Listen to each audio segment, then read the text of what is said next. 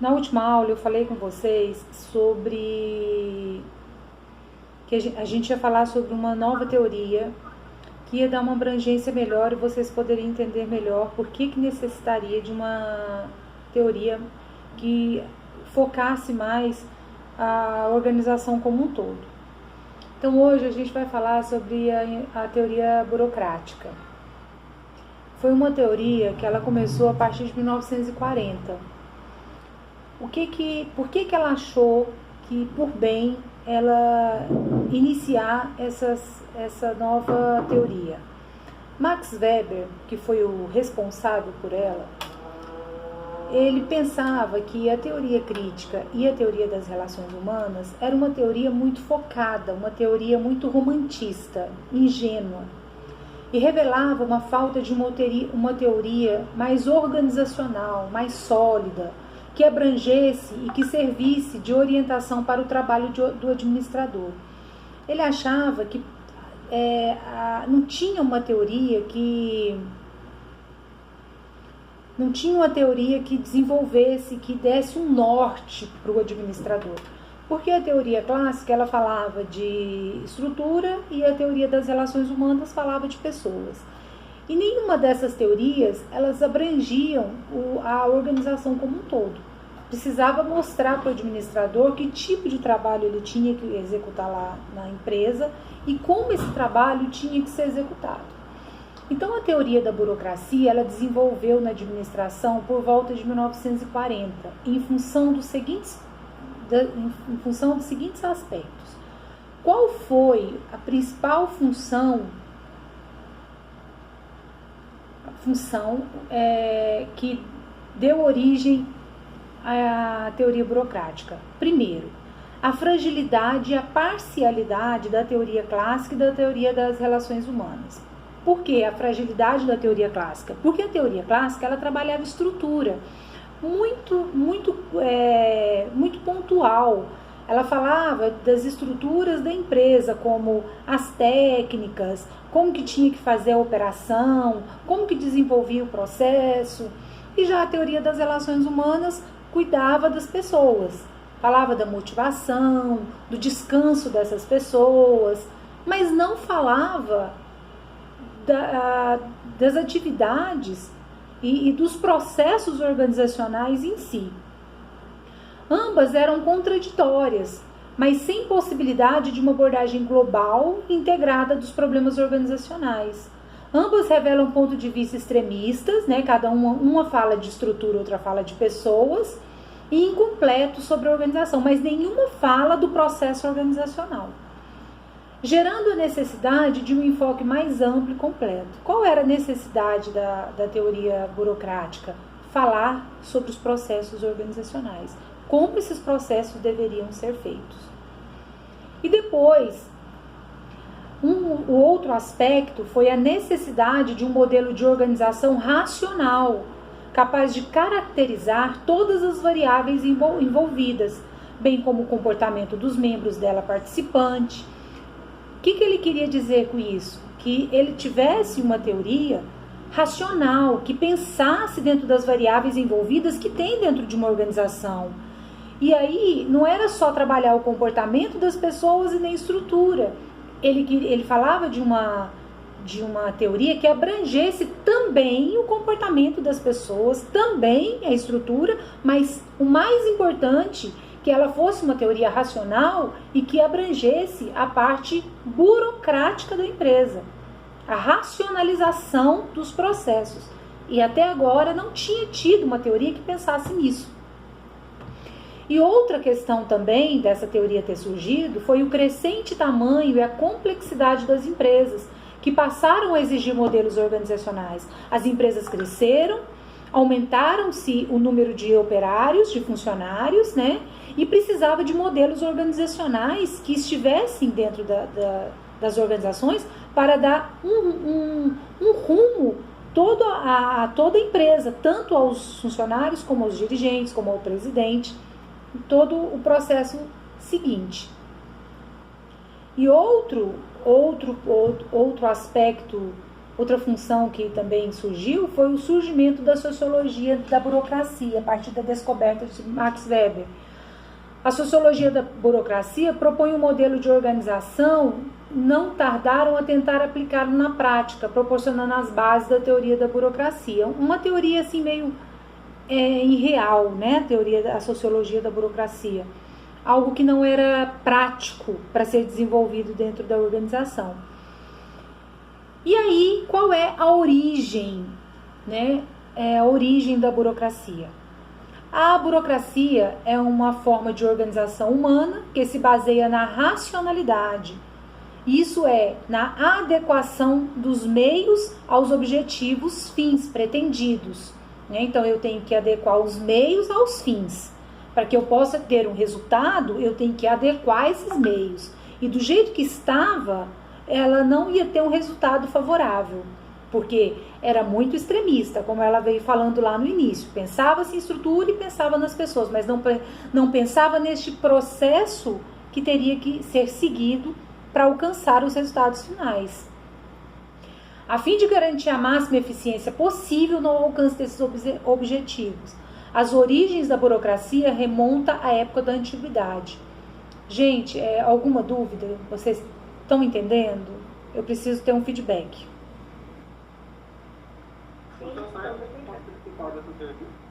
Oi? Só repete o ponto principal dessa teoria que a gente vai falar hoje. A burocracia. O ponto principal da teoria da burocracia é o desenvolvimento de uma teoria racional, Daniel. Uma teoria que não pensasse só em estrutura e não pensasse só em pessoas. Uma teoria que precisasse pensar no processo organizacional da empresa. Que ela se baseasse na racionalidade e que pudesse garantir a eficiência dos objetivos da empresa. Entendeu? Entendi. Não era pensar só nas pessoas. Precisava dar um norte para os administradores. Fosse uma teoria que abrangesse todo o trabalho do administrador ali dentro. O que o administrador vai fazer dentro da empresa? Só cuidar de pessoas e estrutura? E o resto? E os processos organizacionais? E as atividades organizacionais em si? E a divisão do trabalho? E as funções? Ninguém tinha pensado nisso. Aí a gente vai chegar um pouco mais lá na frente. E a teoria da burocracia, nesse tópico aí, origens da burocracia. É bom vocês grifarem ele. A burocracia é uma forma de organização humana que se baseia na racionalidade, isto é, na adequação dos meios aos objetivos fins pretendidos, a fim de garantir a máxima eficiência possível no alcance desses objetivos. Então, o que eles pensavam? Eles tinham que criar uma forma de uma teoria que pensasse na racionalidade da empresa, que transformassem os objetivos criados por elas em resultados finais. E dentro da teoria da burocracia, nós temos 3 tipos de sociedade. Quais são essas sociedades? A sociedade tradicional, onde a gente fala da sociedade patriarcal, que é a sociedade que a gente tem em família, por exemplo. A família é uma sociedade. Quem é a parte principal dessa família? Na figura do pai, né? O pai é o poder da casa. Vamos colocar assim nesse sentido um pouco figurado, né? Mas quando a gente fala de teoria, quando a gente fala de teoria de sociedade, dentro do conceito de Weber, ele distingue que a sociedade tradicional, onde predominam as características patriarcais. Então, quando a gente fala de família, nós temos um patriarca nessa família. Quem é esse patriarca? Geralmente é a figura do pai. Depois, nós temos a sociedade tradicional, o clã. Né? O clã são sociedades, são movimentos, né, da sociedade medieval que tinha um clã. Aquele clã, ele era uma sociedade. E quem que mandava naquele clã? Quem era a principal pessoa responsável pelo clã? Quando a gente fala também de o clã, a gente também pode chamar de máfia. uma máfia, quem é o chefe da máfia, a gente pode falar dos reis, né? Que também é uma sociedade uma sociedade tradicional. Quando a gente fala os reis, quem que é a figura que manda? Se a gente fala Rainha Elizabeth, né? Então, aquela figura ali tradicionalista, né? Que tem a figura patriarcal. Depois nós vemos a sociedade carismática, onde predomina características místicas, arbitrárias, personalística, como grupos revolucionários, nos partidos políticos, nas nações em revolução. Então a gente dá exemplo de partidos políticos, muitos que têm líderes, que aqueles líderes são seguidos, têm os seus seguidores, né? Muitas vezes, ele é uma sociedade patriarcal, por quê? Porque são revolucionários. Hitler estava dentro de uma sociedade carismática. Hitler é um exemplo. Ele era um líder revolucionário, onde levou muitas pessoas com ele. Outro exemplo que a gente pode dar também são os exemplos do islamismo, né? O islamismo tem os seguidores, né? E ali tem o seu guru, a pessoa que eles identificam como sendo uma característica, uma pessoa que desenvolve o poder dentro do islamismo, e tem aquelas pessoas que seguem e faz o que ele quer. Então isso é um tipo de grupo revolucionário que está dentro da sociedade carismática. E qual é a sociedade legal? A sociedade legal é a sociedade racional ou burocrática, é a sociedade que predomina dentro das instituições, dentro das organizações, onde predomina normas impessoais e racionalidade na escolha dos meios e dos fins, como nas grandes empresas. Então, dentro das empresas, nós utilizamos a sociedade legal, racional ou burocrática. Por quê? Porque ela tem normas impessoais, ela é racionalista e ela tem a escolha dos meios para chegar ao fim. Como nas grandes empresas e nos estados modernos, nos exércitos, a gente usa a sociedade legal. E para cada tipos de autoridade, nós temos os tipos de autoridade. Para cada tipo de sociedade corresponde um tipo de autoridade. Autoridade significa a probabilidade de um comando ou ordem específica que seja obedecido. A autoridade, ela representa o poder institucionalizado e oficializado. Então, a gente fala de poder. Quando a gente fala de autoridade tradicional, a gente fala de patriarcal. E dentro dessa sociedade patriarcal, nós temos, dentro da sociedade familiar, nós temos o poder. Quem é que emana esse poder? Na figura do pai. Dentro da outra sociedade tradicional, que são os reis, quem é que manda nos plebeus? Os reis. Então, o poder, ele vem da figura maior. Dentro das organizações, a gente se reporta a quem dentro desse poder? Né? Só que dentro das organizações, nós temos a hierarquia. Quando a gente se reporta ao chefe mais próximo, o seu chefe que se reporta a outro chefe, e assim sucessivamente. Só que dentro da organização, ele tem um poder lá de cima. Esse poder principal. Né? Então, é legitimado a pessoa dentro da sociedade que emana o poder. Vocês entenderam? Sim, professor. O que você entendeu de poder, Daniel? No caso, assim, quando a gente estava falando em questão das empresas, tinha muito poder daquele que era centralizado como dono da fábrica ou também como o dono do setor. Eles são uma base que a gente tem na teoria científica clássica. Então, na burocrática, existe aquela pessoa que mostra que tem o poder, que ela é soberana aos outros, por exemplo. Isso você falou certo, que é soberano aos outros. Isso.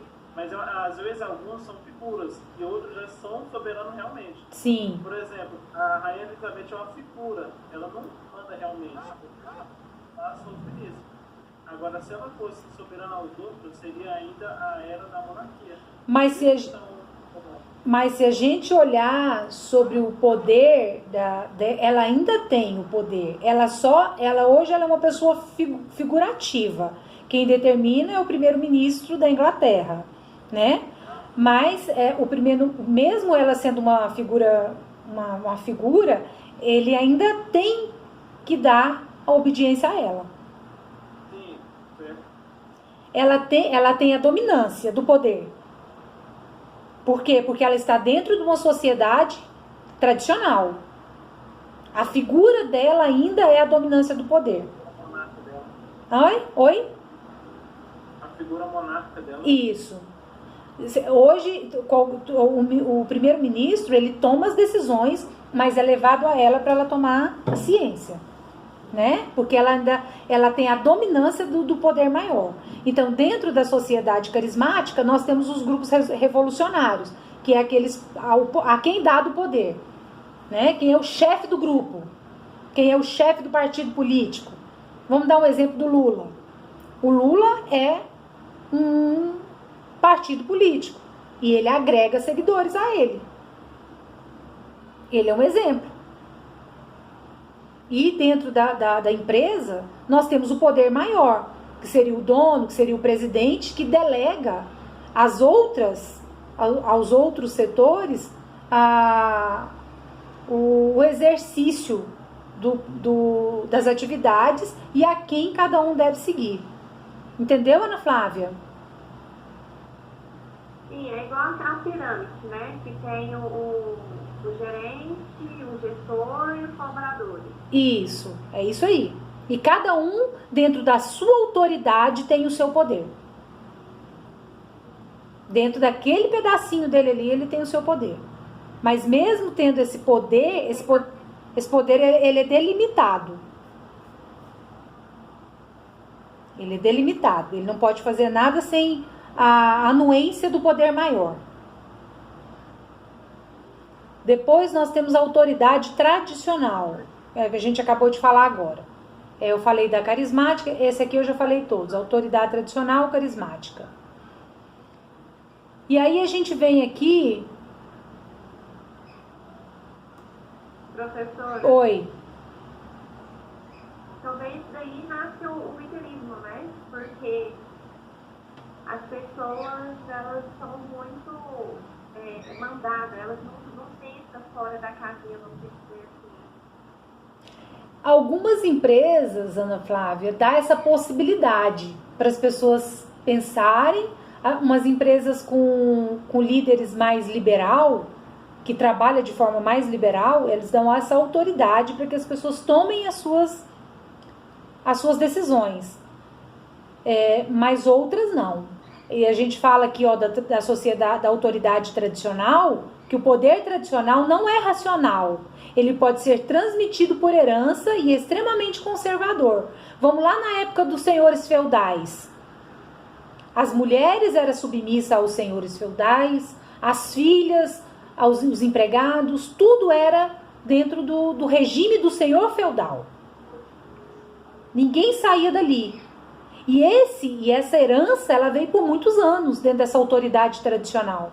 Passou-se de famílias para famílias. Hoje a gente tem uma autoridade, vamos colocar assim, a autoridade tradicional, entre aspas, onde os filhos também têm voz. A mãe tem voz, não é só o pai.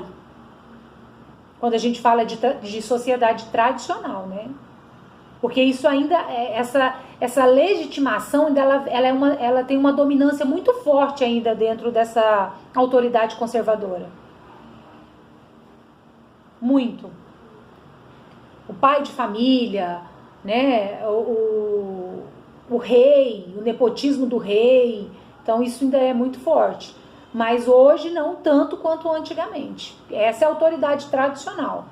Depois nós vamos para a autoridade carismática, onde a gente tem os grandes líderes aí, que a gente fala do Hitler, do presidente Kennedy, a gente fala, né, do Osama Bin Laden, que foi não sei se vocês já ouviram falar no Osama Bin Laden, que foi um líder do islamismo, né, onde ele estourou as Torres Gêmeas por ordem dele, né, que foi aquele aquele terrorismo que teve em Nova York, que 2 aviões estouraram as Torres Gêmeas. Por quê? Porque por religião, por acreditar na religião do Osama Bin Laden, e aí o Osama Bin Laden decidiu que tinha que fazer daquele jeito e ele fez. Então essa é a autoridade carismática.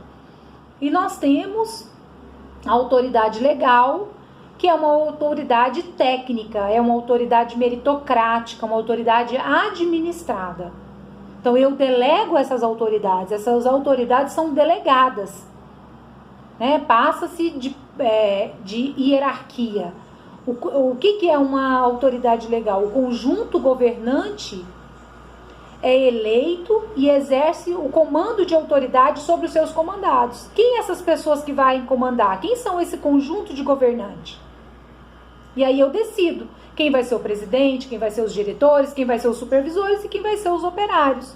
E aí dentro desse processo, desse conjunto de governante eleito, cada um vai exercitar a sua autoridade individual, sendo que nós vamos ter uma autoridade maior. Entenderam, gente? Entendi. Então agora a gente passa aí para a característica da burocracia. Quais foram as características da burocracia segundo Weber?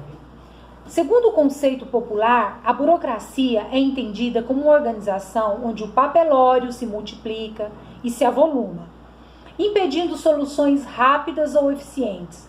O termo também é empregado com o sentido de apego dos funcionários aos regulamentos e rotinas, causando ineficiência à organização. O que a gente tem quando a gente fala assim em burocracia? A gente pensa que a empresa é uma empresa que tem muitos papéis, que ela é muito lenta no seu processo, não tem decisões rápidas, os funcionários apegado àquelas rotinas de trabalho. Então a gente, quando fala, nossa, aquela empresa é burocrática, a gente fala, nossa, que triste, que empresa complicada de se trabalhar. Mas esse é o nosso pensamento. Para o leigo que não conhece o que é a burocracia. E o que é a burocracia? O que é o conceito de burocracia? É exatamente o contrário. A burocracia é a organização eficiente por excelência. Por quê? Porque ela veio para explicar nos mínimos detalhes como as coisas deverão ser feitas dentro da empresa. Essa é a atividade e o principal objetivo da teoria burocrática. Ela veio para ensinar como tudo deve ser realizado dentro da empresa, como as coisas devem ser feitas. Então, a teoria da burocracia, ela veio para mostrar os processos dentro da organização. E aí, Max Weber criou a burocracia, criou as seguintes características para essa teoria. O que é a teoria da burocracia? Primeiro, a teoria da burocracia, ela veio para criar normas e regulamentos dentro da empresa. Toda empresa tem que ter normas e regulamento, que antes não tinha dentro da teoria clássica, dentro da científica, dentro das relações humanas e dentro da comportamental, não tinha. Então ela veio para desenvolver as normas e regulamento. Toda empresa tem que ter normas e regulamento. Toda empresa tem que ser formal nas suas comunicações, a forma de falar, a forma de tratar os funcionários, como falar, ter uma comunicação formal. Eu não posso chegar para um funcionário e falar, e aí, beleza? Não. Dentro da empresa, eu tenho que ter uma comunicação formal. Senhor, senhora, tratar os assuntos da empresa como assuntos formais. Depois nós temos o caráter racional da divisão do trabalho. O que é isso? O trabalho foi dividido dentro da empresa. Foi criado as supervisões, foi criadas as diretorias, foi criada a presidência, foi criadas as chefias. E para cada um desses cargos foram criadas as suas funções. Você vai ser chefe de almoxarifado. Ok, o que eu vou fazer? Chefe de almoxarifado. Aí tem lá as funções do chefe de almoxarifado. O que o chefe de almoxarifado tem que fazer?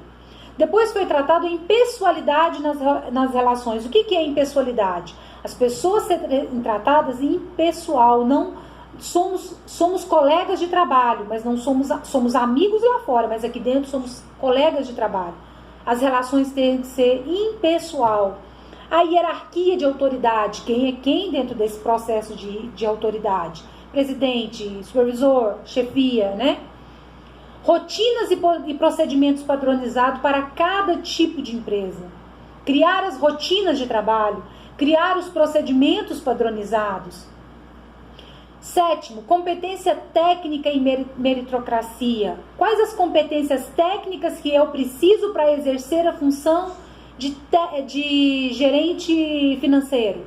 Quais as competências técnicas que eu preciso para exercer a função de marketing? Quais as competências técnicas que eu preciso para exercer um gerente de logística? Quais as competências técnicas que eu preciso para gerir, para ser gestor de uma clínica dentária? Especialização da administração, especializar naquilo que você faz. Ter uma especialização naquilo, na atividade exercida por você. A profissionalização dos participantes. Profissionalizar esses participantes, para que ele tenha conhecimento daquilo que vai ser feito. Completa previsibilidade do funcionamento. Então, o que ele fala? Ele fala que essas nove características, elas são importantes para que a empresa possa ser desenvolvida e ter toda a organização ser eficiente naquilo que ela faz. Ela precisa disso tudo aí para ser uma organização de verdade. Aí eu vou englobar tudo, eu vou englobar a estrutura, a tarefa, as pessoas, o comportamento das pessoas, tudo eu vou englobar nessas características que uma empresa precisa para ser uma organização bem-sucedida e as pessoas saberem o que fazer ali dentro, como que ela vai trabalhar, por onde ela começa e por onde ela vai terminar. Alguma dúvida? Então aqui nós temos um exercício embaixo, eu vou ler o exercício para vocês. A Proteus é um estudo de caso, ela é bem pequenininha. Eu preciso que vocês prestem atenção para vocês me darem a resposta. Alexandre é o proprietário da Proteus, uma conhecida empresa do ramo imobiliário. Depois de décadas de atividade, a Proteus precisa deslanchar para abrir novos mercados. Durante todo esse tempo, Alexandre havia assumido uma autoridade tipicamente carismática e que agora precisa ser modificada para permitir o crescimento da empresa. Quais são as alternativas para ele?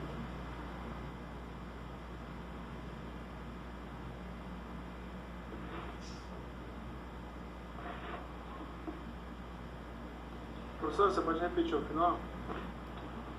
Durante todo esse tempo, Alexandre havia assumido uma autoridade tipicamente carismática e que agora precisa ser modificada para permitir o crescimento da empresa. Quais as alternativas para ele?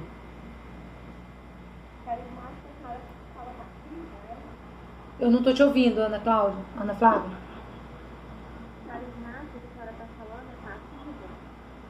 Carismática é aquela autoridade onde tem grupos revolucionários, entendeu? Seguidores, onde as pessoas plantam a ideia. Oi? São pessoas que são influenciadas por ele? Isso. Até então ele tinha essa autoridade carismática e a empresa estava parada, ela não tinha mais crescimento. E ele precisava mudar essa forma de trabalhar. O que ele precisava ser feito? Usar a sua influência a favor da empresa? Tá, mas ele precisava mudar a autoridade dele. Para que tipo de autoridade que ele tinha que mudar? Você fala para um cargo superior ou para uma pessoa? Não, ele tinha que mudar a forma da autoridade dele da empresa. Ele tinha uma autoridade carismática e que agora precisava ser modificada para permitir o crescimento da empresa. Porque a autoridade carismática, não sei se vocês lembram, ela não tem normas. Ela é revolucionária. Ele planta uma ideia, essa ideia, e as pessoas vêm seguindo ele com essa ideia. Ele precisava mudar. Para qual autoridade ele precisava mudar?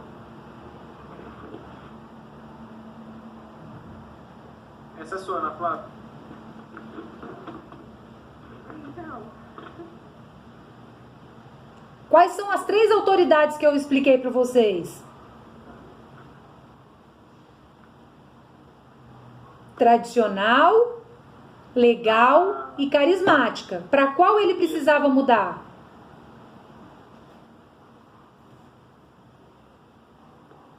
Para legal? Para legal. Por que para legal? professora, minha internet está ficando ruim, provavelmente vai cair, tá? Tá, porque a legal, vou só finalizar aqui para você não perder o final. Por que ele precisava mudar da legal, da carismática para legal? Porque a legal é onde tinha normas e regulamentos. Se ele continuasse com aquela autoridade carismática, a empresa dele ia parar e não ia crescer mais.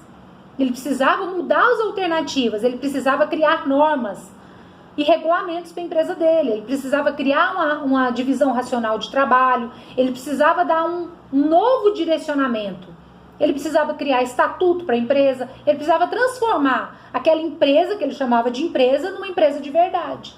Por isso ele tinha que sair da carismática e passar para a autoridade legal. Vocês entenderam? Sim, entendi agora. Entendeu? Gente, dá mais uma ali. Tradicional, legal e qual é a outra? Tradicional, legal e carismática. A tradicional é a patriarcal. A carismática são dos grupos revolucionários, que eu dei exemplos de partido político, grupo islâmico. E a legal, que é a autoridade organizacional, onde é de caráter legal das normas e regulamentos. Onde as empresas precisam criar as normas e regulamentos. E